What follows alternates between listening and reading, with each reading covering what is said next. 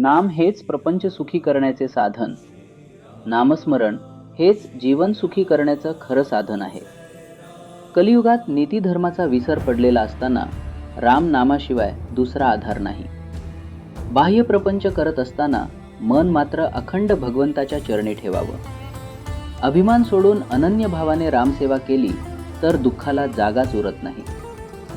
जो रामनाम घेतो त्याला देहाच्या सुखदुःखांची जाणीव उरत नाही. तो अंतःकरणी आनंदात आणि स्थैर्यात राहतो. प्रयत्न आपल्या हाती असतात, पण यश भगवंत देतो, ही भावना ठेवून कर्तव्य करावं.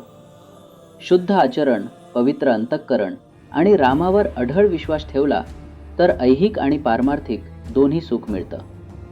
प्रपंच करताना राम विसरू नये, कारण परमात्म्याशिवाय केलेला व्यवहार शेवटी दुःखच देतो.